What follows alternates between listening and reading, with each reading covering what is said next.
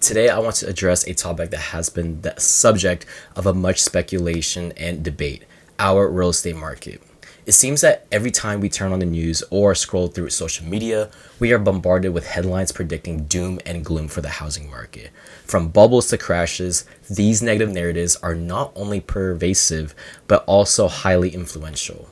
It's time that we separate the fact from fiction and take a closer look at what's really happening in Orange County's real estate market.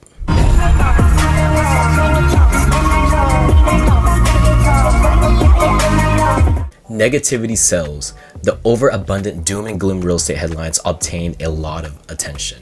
There's a plethora of YouTube, TikTok, Instagram, and formerly Twitter channels devoted to pushing negative narratives about the real estate market. From bubbles to crashes to foreclosures waves to the coming collapse in home prices, the same storylines are pushed on a weekly, monthly, and yearly basis.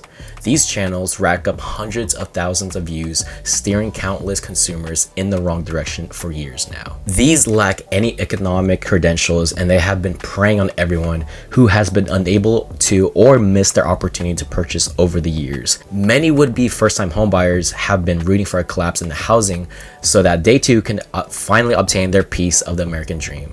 It is hard to sit on the sidelines and watch the housing prices skyrocket at an alarming pace from 2020 through the first half of 2022 in the midst of a once-in-a-century pandemic that temporarily shut down the economy. Home values reversed courses for the second half of 2022 as mortgage rates ballooned higher, yet prices have been on the rise ever since. The dream of owning for many has been out of reach. As a result, the negative narratives blossom. It is challenging to sift through all the headlines to determine what is true and what is fiction. Yet the answer is straightforward in examining all the facts. It is time to bust through the myths that have developed about housing. Myth number 1. Housing is in a bubble and about to crash. This could not be further from the truth. When home values plunge, as they did during the Great Recession, it is important to consider supply, demand, and the overall health of the housing stock. The U.S. total housing inventory averaged 2.2 million homes from 1996 through 2005. In 2006, prior to the Great Financial Crisis, it eclipsed 4 million homes and remained elevated for 5 years. The glut of available homes has matched with every week demand, exacerbated by job loss and an unemployment rate that has surpassed 10% in 2009. There was a flood of forced sellers who were in a financial jam, unable to pay their monthly mortgage with no equity in their homes. Today, the U.S. total housing inventory is at 1.2 million homes, less than a third of where it was from 2006 through 2008.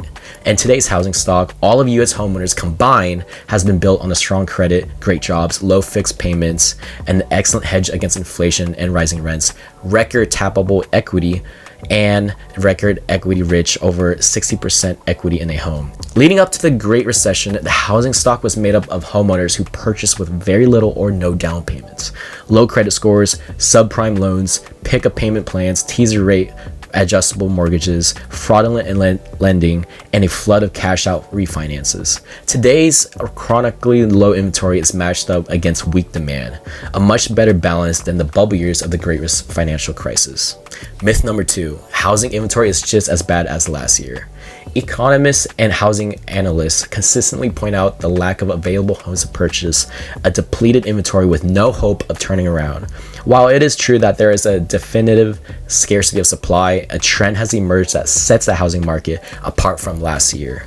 The inventory is rising. The active listing inventory in Orange County has grown from 1,785 homes at the beginning of the year to 2,620 homes today, a rise of 47% or 835 homes.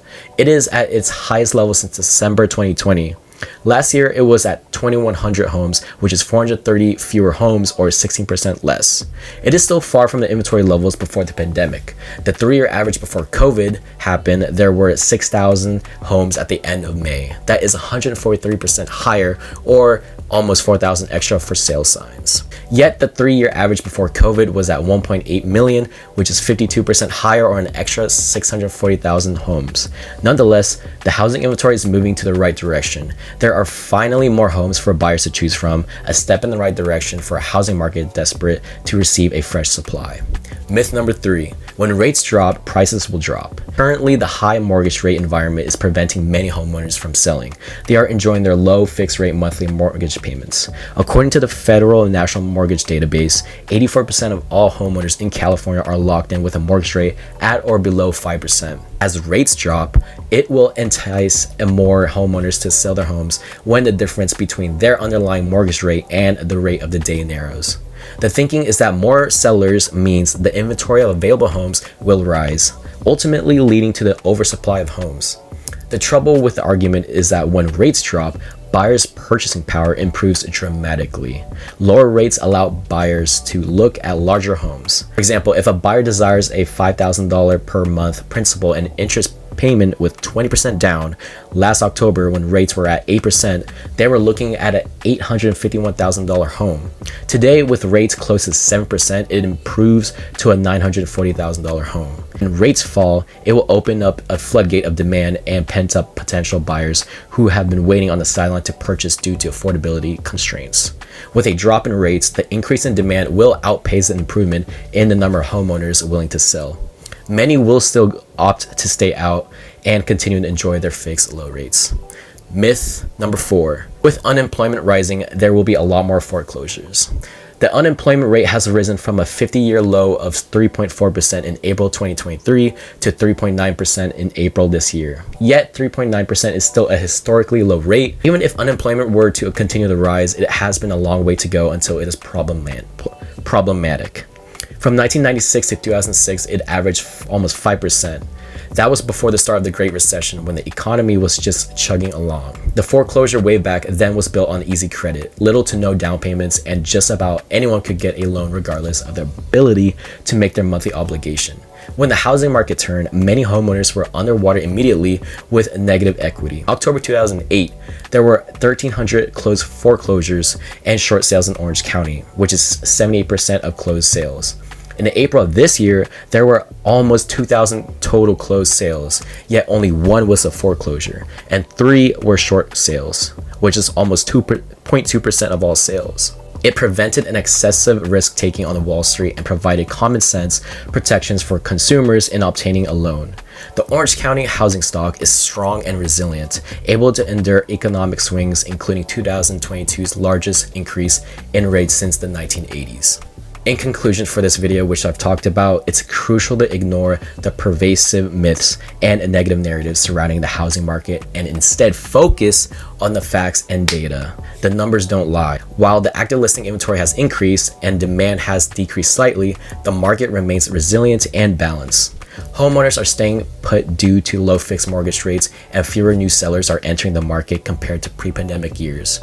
The luxury market has seen an increase in inventory and a slight drop in demand, but overall the market is moving to a positive direction. By focusing on data and facts, we can bust through the myths and gain a clear understanding of the real estate market here in Orange County.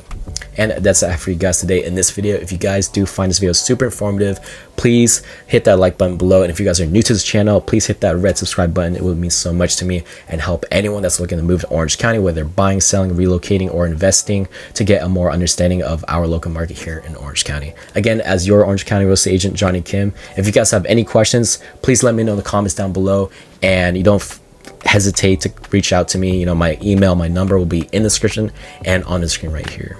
And then I have more videos coming up for you guys, new listings, new home walkthroughs, more listings coming to the market as well. We're seeing a more slightly increase in listings here in Orange County. To stay tuned for all those listing walkthroughs and home walkthrough videos, subscribe to my channel and turn on that notification bell so you never miss a time when I post videos. So I'll see you guys in the next video.